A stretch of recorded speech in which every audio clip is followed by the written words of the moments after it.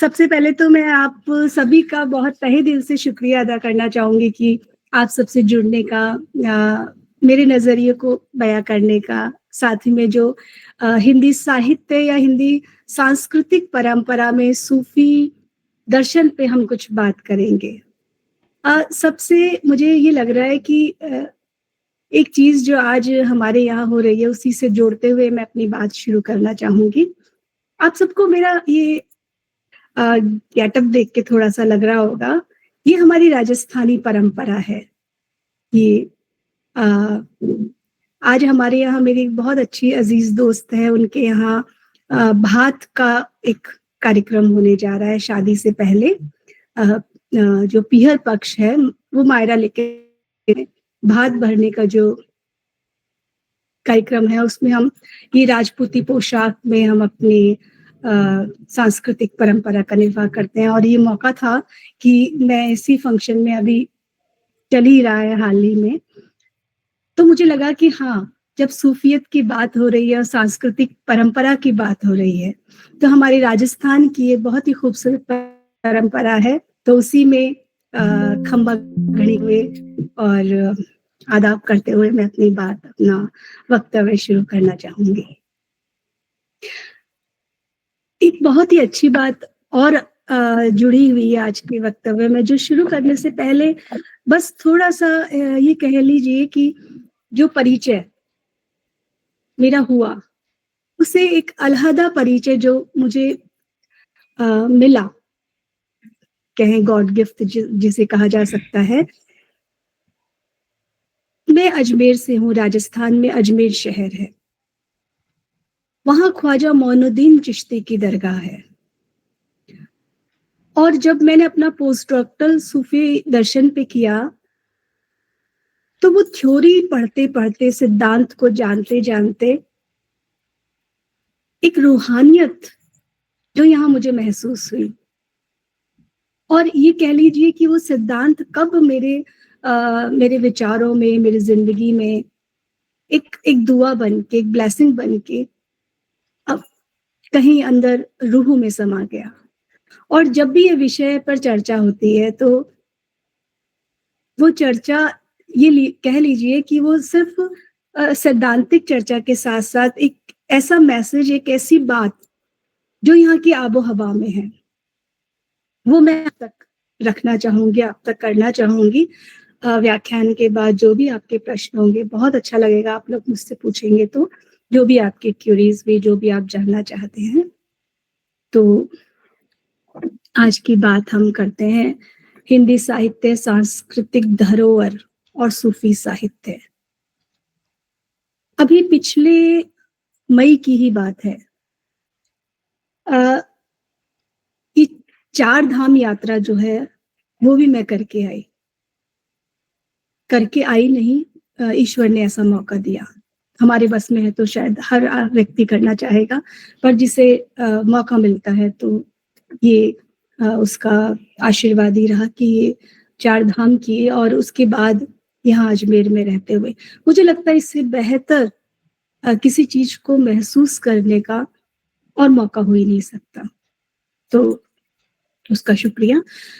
खैर, जब हम संस्कृति की बात करते हैं, हिंदी साहित्य में या कहें भारतीय परंपरा में, संस्कृति को लेकर या संस्कृति शब्द की अर्थ की बनिस्बत उसके मूल में अगर हम बात करते हैं, तो देखिए ना, संस्कृति में हर चीज़ आ जाती है, आपकी परंपरा, आपकी आपकी जो पुरखों की जो धरोहर है, जो विरासत है, जो सोच है, जो दृष्टि है, जो हमारी स्थापत्य कला या जो हमारी कलाएँ हैं, सभी कुछ उसमें समाहित हो जाता है। और भारत की तो ये विशेषता ही है, विश्व गुरु हम इसीलिए तो हैं। हर चीज़ आ गई है उसमें। भाषा को ले लीजिए, हर भाषा यहाँ पनपती है, इतने उदार मना से, दिल खोल के, सहज रूप में, खुले भाव से हम सबको अपने अंदर समावेशित कर लेते हैं। वो उदारता, वो उदारता भी हमें विरासत में ही तो मिली है। इसीलिए हर भाषा यहाँ इस तरह से पनपती है कि उसका हर पुष्प सुगंधित होकर हर सृष्टि के कोने कोने में ही कहूंगी, विश्व के ही नहीं, अपनी खुशबू फैलाता है। और हर धर्म जो भारत की पहचान है, हर धर्म ऐसे पनपता है, हर धर्म का व्यक्ति यहाँ अपने को सुरक्षित महसूस करता है, कोई धार्मिक भेदभाव नहीं है। यही हमारी सांस्कृतिक विरासत है। ये हमारी जो गंगा जमुनी तहजीब है, या जो क्या चीज है ऐसी जो हिंदी साहित्य के महत्वपूर्ण स्वर्ण युग की में जो प्रेम मार्गी शाखा है, वो अपना इतना स्थान बना पाई, इतना महत्वपूर्ण स्थान। जायसी के पद्मावत को हर आत्मा ने, हर आत्ममन ने, एक पढ़ा लिखा, एक बौद्धिक वर्ग ही नहीं, हर एक लोक में जीना वाला व्यक्ति उस नागमती की व्यथा को महसूस करता है, उस जायसी को महसूस करता है। यूं ही जायसी ने भारतीय भूमि को कान्हावत नहीं दे दी है। कान्हा को जीत, कोई कान्हा को कब लिख पाएगा? जब उसको जी पाएगा, जब उसको महसूस कर पाएगा, वही कान्हा को लिख पाएगा। तो कान्हावत कान्हा जायसी ने लिखी, और पद्मावत जो महाकाव्य के रूप में विख्यात है। मेरे ख्याल से ये कहना भी मेरे ख्याल से अतिशयोक्ति नहीं होगी कि रामायण के बाद जो है पद्मावत एक बहुत महत्वपूर्ण महाकाव्य के रूप में भारतीय मानस में अपना स्थान रखता है। तो ये हमारी सांस्कृतिक परंपरा ही है। जब सूफियों का पूरा एक दल ईरान से, तुर्की से हमारे यहाँ आया, एक प्रश्न और आता है जब हम बात करेंगे सूफी क्या है, सूफी किस शब्द से बना है।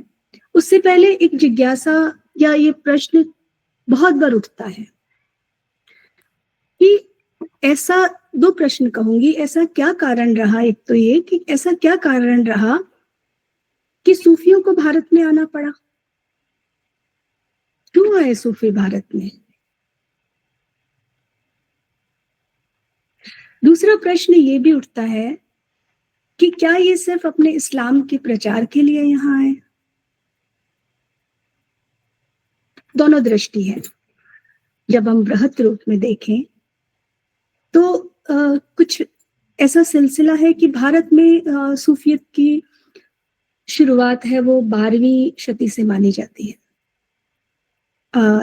ख्वाजा मोइनुद्दीन चिश्ती 1142 में जब वहां से चलने का सिलसिला हुआ, ख्वाब में उन्हें आया कि भारत जाना है, भारत में जाके आपको इस्लाम को सही मायने में वहां बताना है। अब इस्लाम का सही मायना क्या है, यहीं से बात शुरू होती है। ईरान में, तुर्की में सन 8वीं शती में सूफियत तसव्वुफ के रूप में प्रारंभ हो चुका था।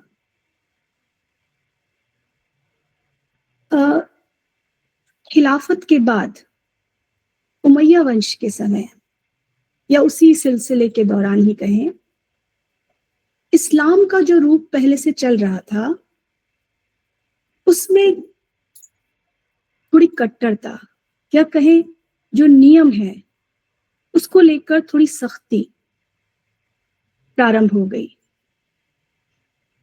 और जब सूफी सिद्धांत का जो एक तबका था उन्हें वो चीज अखरने लगी, जैसा राम पूजन तिवारी जी भी लिखते हैं, चंद्रबली पांडे जी भी लिखते हैं कि उसी समय सूफियत का वहां से भारत की ओर आगमन प्रारंभ हुआ। ये भी कहा जाता है कि ये छोटे-छोटे टुकड़ों में तुगलक के समय यहाँ पर आना प्रारंभ हुए थे। तो ये इस्लाम की जो आत्मा है, उसे बचाना चाहते थे या कहें उसे ज़िंदा रखना चाहते थे। वो किसी सैद्धांतिक रूप में या किसी अपने धर्म के प्रति सख्ती के रूप में या उसकी वजूद को लेकर परेशान होकर, इस तरह नहीं। वो सही मायने में क्या इस्लाम है, उसी को लेकर यहाँ आए। और जब यहाँ आए तो उन्होंने हमारी भारतीय संस्कृति, हमारी भारतीय परंपरा को देखा। बहुत सारी ऐसी चीजें थी जिससे वो प्रभावित हुए।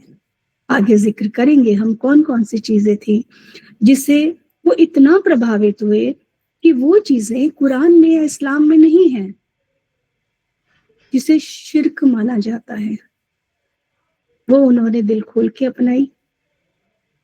इस तरह से अपनाई कि उन्हें पता ही नहीं लगा कि वो उनकी नहीं है। दूध में पानी तो तभी होता है ना कि एक दिल हो जाए, एक जान हो जाए। और किस तरह से हमारी भारतीय संस्कृति, हमारी परंपरा ने अपना परिचय, अपनी संस्कृति का परिचय देते हुए उन सूफी संतों को, उनकी बात को हमारे लोकमानस ने पूरे प्रेम से, पूरी शिद्दत के साथ अपनाया। ये भी कहा जाता है कि इतना अपनाया कि वो भी सूफी हो गए। तो हम अपनी बात को आगे बढ़ाते हैं और मुझे लगता है कि आप सब लोग जो मैं कह रही हूँ उससे जुड़ रहे हैं। अगर कोई एक कुछ पूछना चाहे, बोलना चाहे तो हम आगे बात बढ़ाते हैं।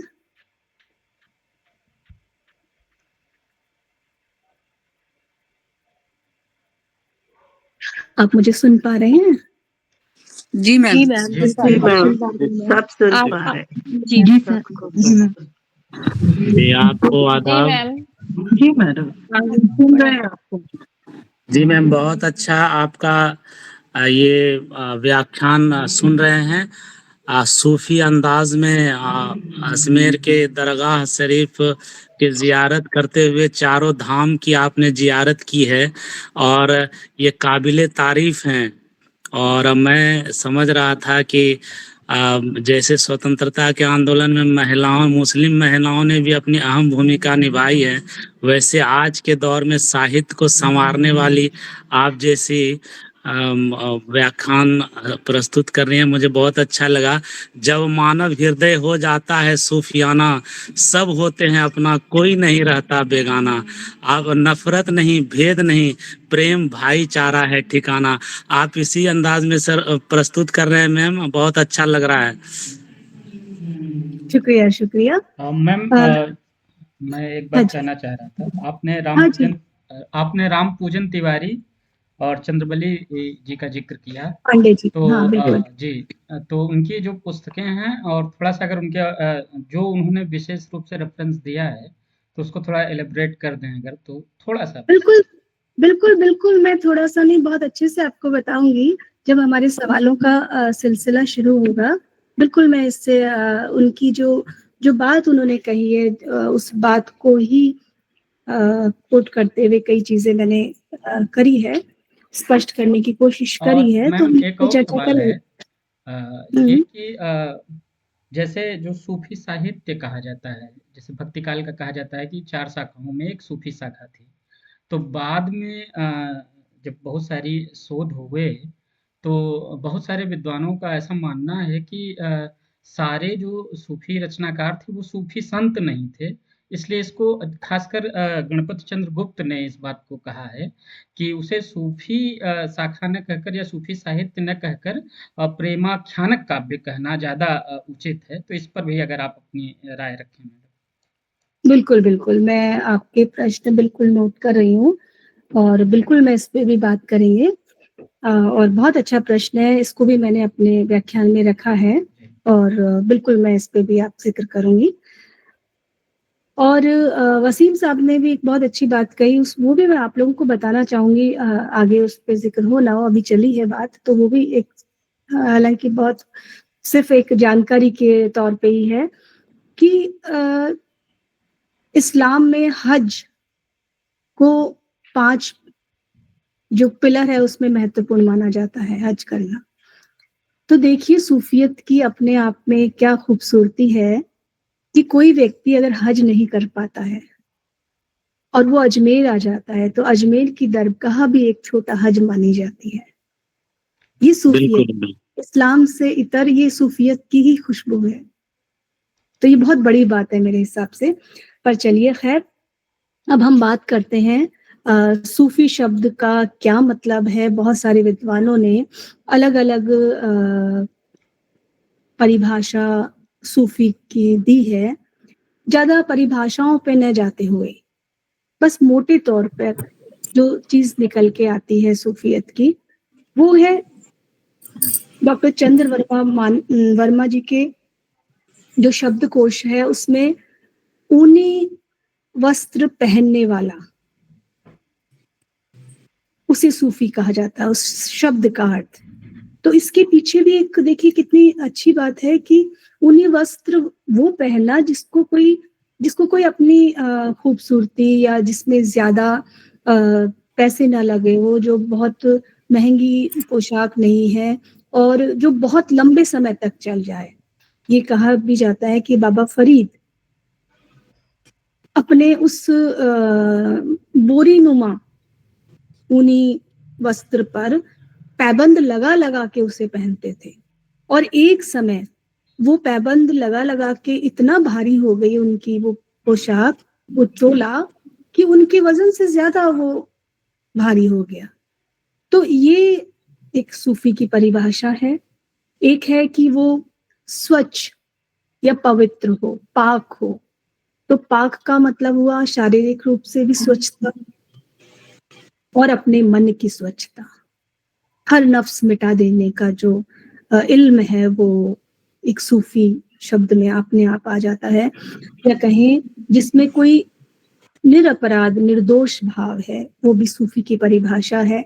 जिसमें सादगी का भाव है और जिसमें ये कहें कि समानता का भाव है।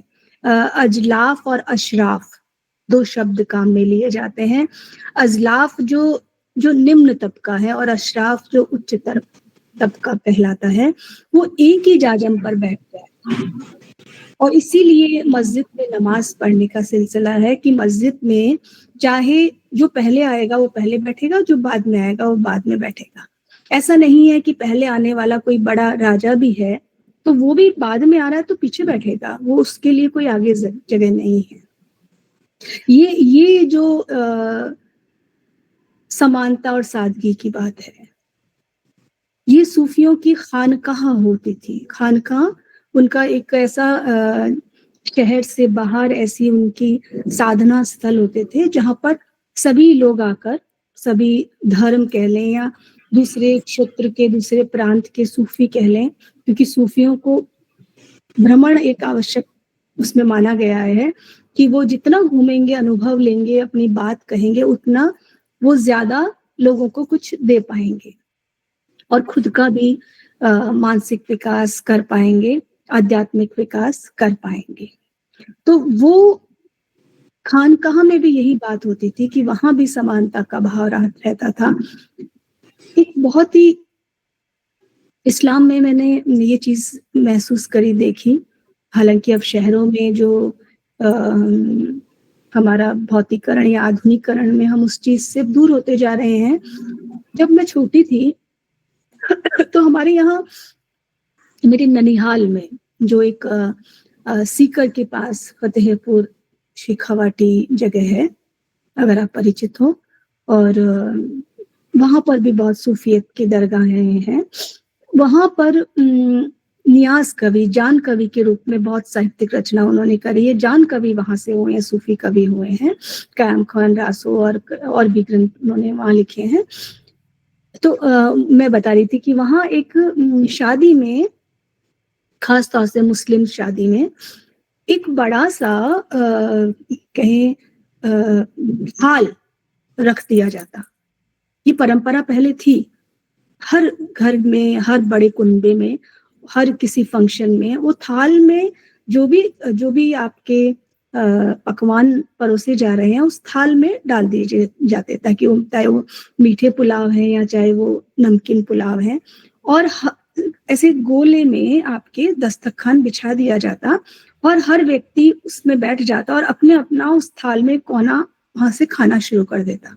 यानी एक ही थाल में सब खा रहे हैं, कोई छोटा कोई बड़ा नहीं, कोई गरीब कोई अमीर नहीं।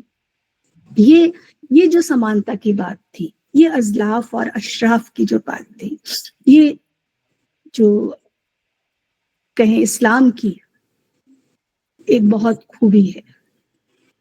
और सूफियत में यही खूबी थी जो भारतीय संस्कृति में या भारतीय आत्मजनों ने, लोकमन ने इससे बहुत प्रभावित हुए और सूफियत की तरफ आने का भी एक बहुत बड़ा महत्वपूर्ण कारण ये रहा। खैर, सूफी के लिए चबूतरे के रूप में भी सुफ़ा शब्द के रूप में काम में लिया जाता है कि जो मस्जिद के बाहर बैठकर, चबूतरे पर बैठकर जो इबादत किया करते, वो भी सूफी कहलाए। सफ से बना है, सफ है पंक्ति, एक कतार। देखिए, ये भी एक कतार जो सारे सूफी, इस्लाम में कहा जाता है पूर्ण जन्म नहीं होता है और कयामत के दिन सब इकट्ठे होंगे, उनका हिसाब किताब होगा, तो सब पंक्तियों में खड़े होंगे। तो वो पंक्ति जो सूफियों की पंक्ति है, उसी रूप में सफ से बना है सूफी शब्द। सोफी कहा जाता है, हमारे यहाँ एक सोफिया कॉलेज भी है। सोफी का मतलब ज्ञान से है, जिन्हें ज्ञान है। कौन सा ज्ञान? इस संसारिक ज्ञान नहीं, वो खुदा का वो ज्ञान जान लिया उसने। कैसे? जैसे महात्मा बुद्ध ने जाना कि कहाँ है ईश्वर, कैसे जानोगे? जैसे हमारे वेदांत में है, हमारे भीतर ही है। तो वही बात जो इल्म हासिल किया, वही ज्ञान सोफियत का रहा। अगर आप चाहें तो मैं अपना पीपीटी शेयर कर दूं ताकि थोड़ा आप लोग भी इसमें रहें। सर, क्या कर पाऊंगी मैं PPT share? Yes, ma'am. Yes, you can. Sure, ma'am. जी मैम।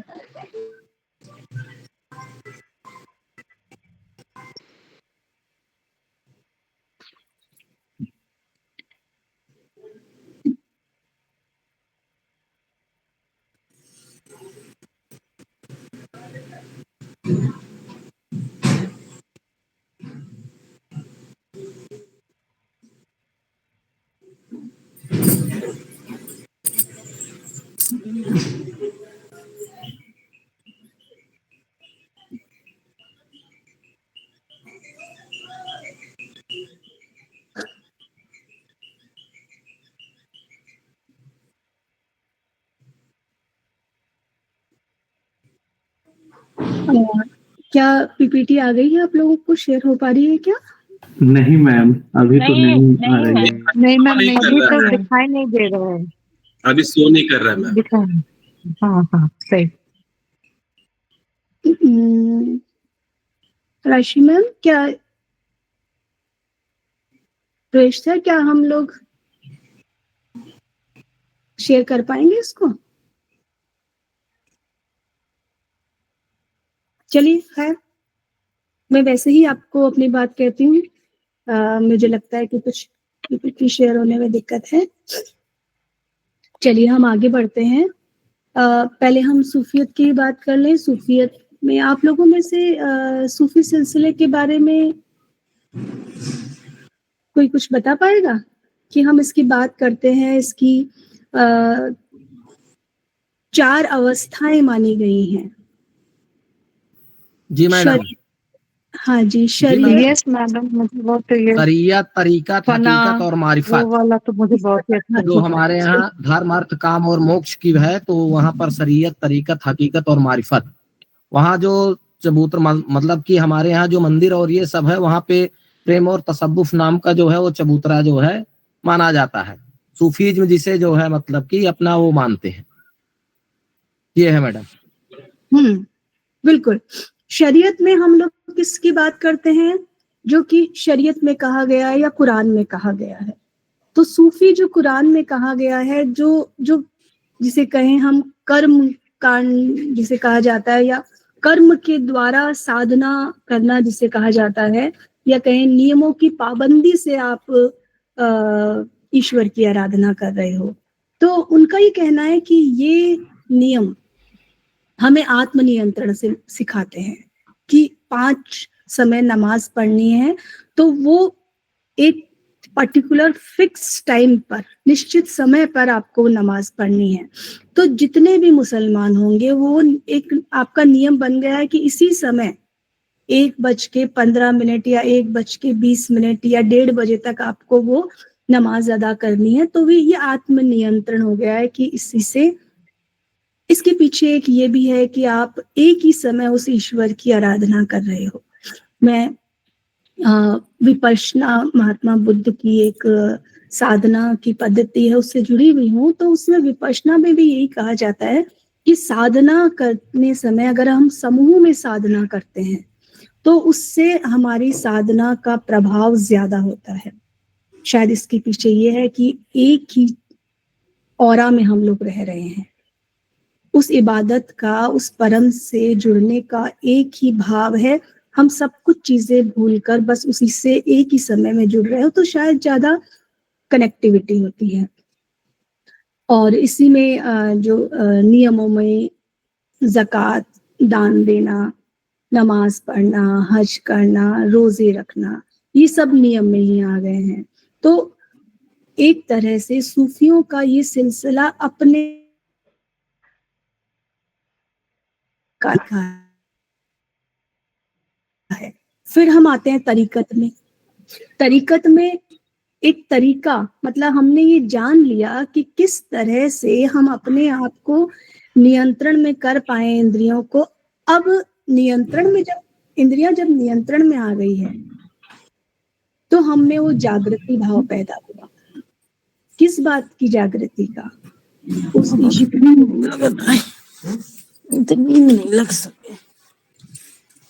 उस ईश्वर को जानने का, उसको पाने का एक भाव कि इतना नियंत्रण करने पर जब इतना सुकून मिल रहा है, तो मैं उसे और करीब से जानूं, मैं उसे और अपने हृदय में लाऊं।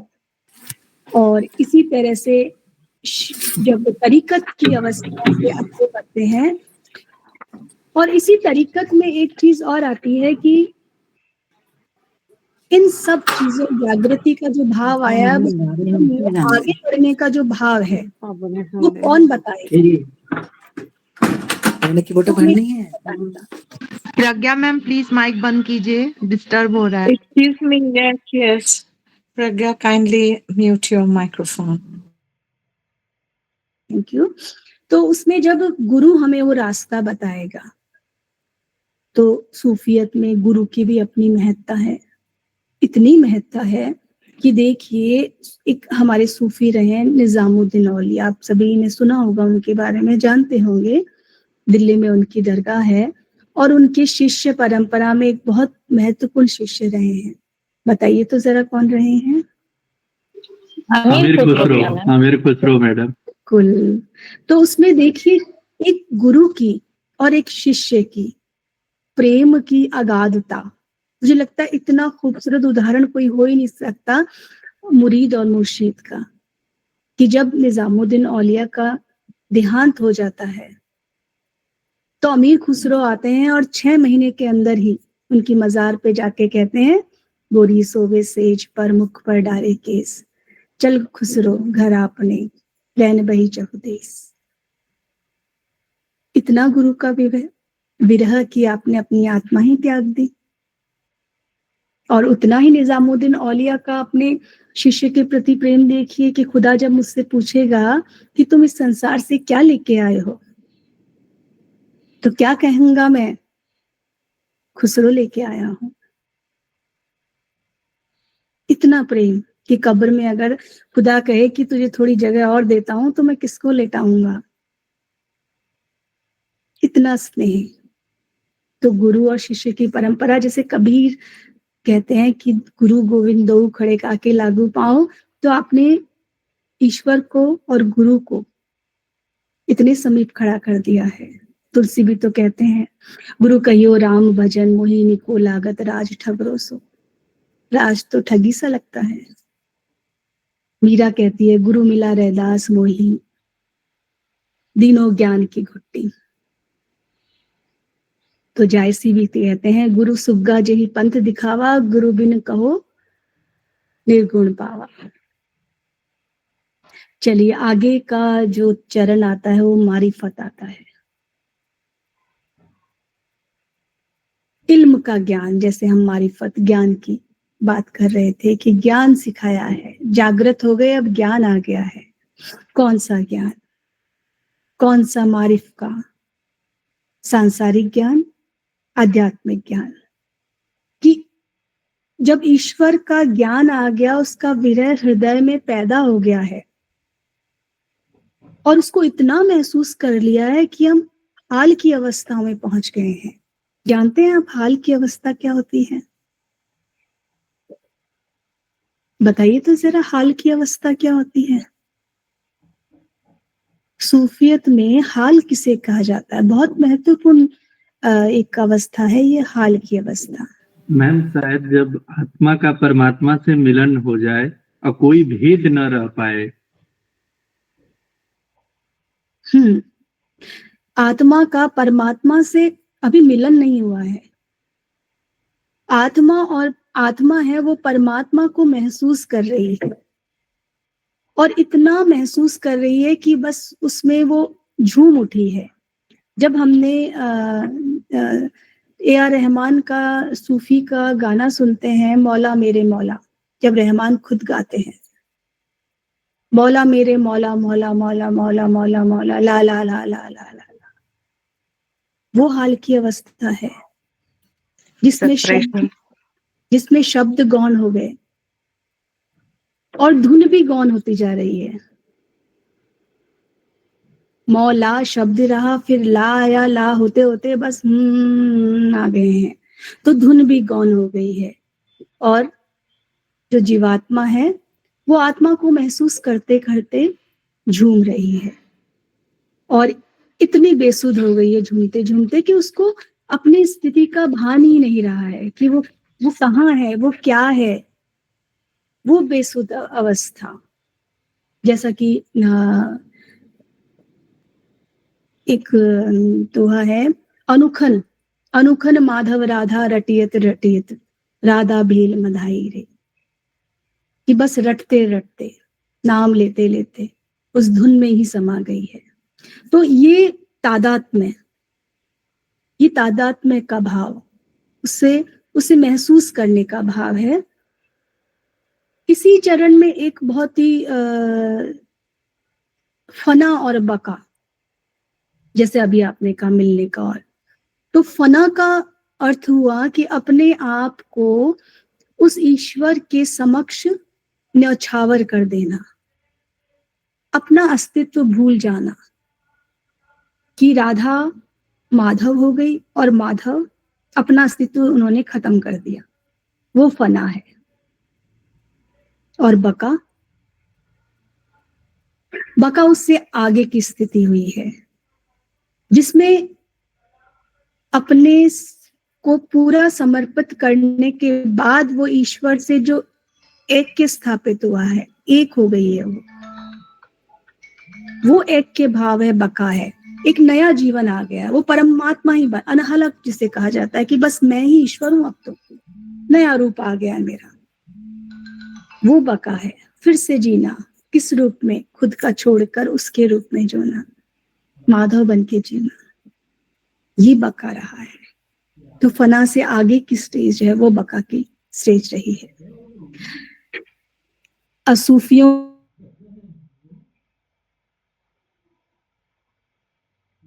में भी उनके सूफियों की मंजिलें कहा जाता है, जिसमें कि अबूदिया, इश्क, ज़हद, मारिफ, वज्द, हकीक और वसी।